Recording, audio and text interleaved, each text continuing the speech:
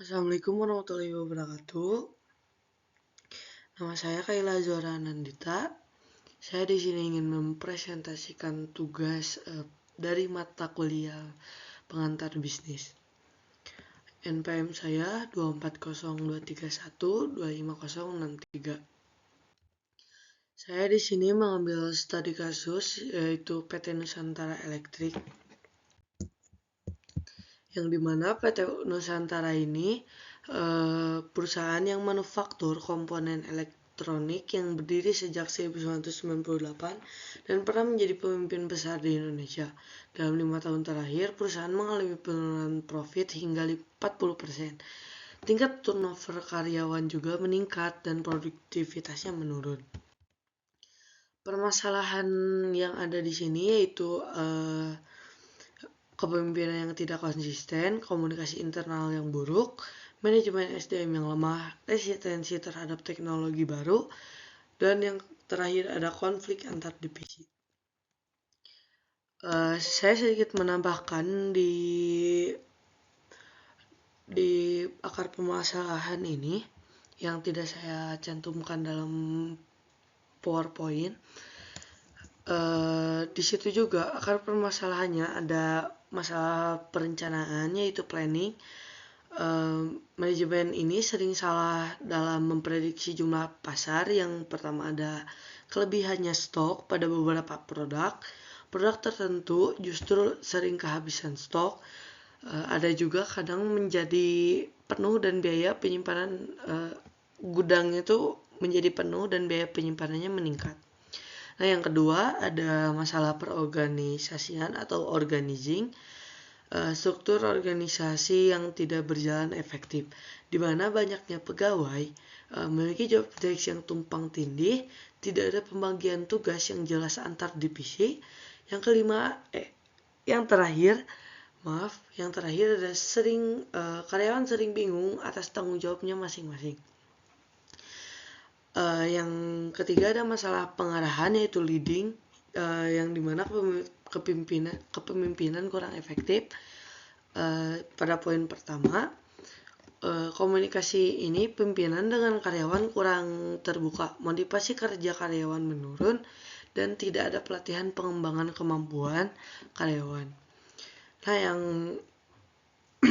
terakhir ada pengendalian controlling, yang dimana pengawasan kurang optimal, banyak keterlambatan produksi tidak terdeteksi sejak awal, tidak adanya evaluasi rutin, dijalankan secara maksimal, standar operasional prosedurnya SOP-nya tidak dijalankan secara maksimal.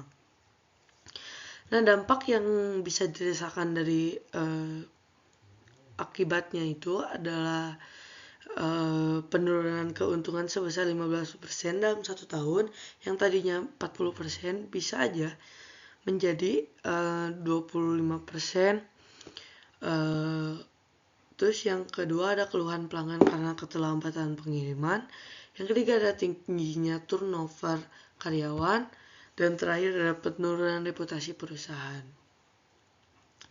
Nah, solusi yang disarankan oleh saya ini adalah yang pertama, stabilkan kepemimpinan dan rencana bisnis, di mana di sini buat strategi jangka 3-5 tahun.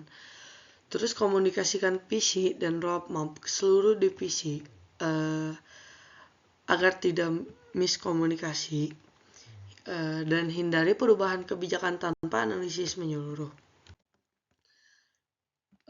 Yang kedua ada bangun sistem komunikasi internal, adanya weekly briefing lintas divisi, gunakan platform komunikasi seperti Slack or Teams ataupun WhatsApp, media yang lainnya, dan buat SOP dan komunikasikan operasional yang jelas.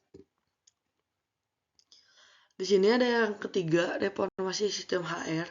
Terapkan performance appraisal transparan. Yang kedua ada buat program pelatihan berkala. Yang ketiga ada tingkatkan employee engagement melalui feedback rutin. Nah, di sini ada kesimpulan. Masalah PT Nusantara Elektrik ini akar utamanya adalah manajemen yang tidak berstruktur, komunikasi buruk, dan ketidakmampuan beradaptasi dengan teknologi. Dengan pendudukan di sisi kepemimpinan,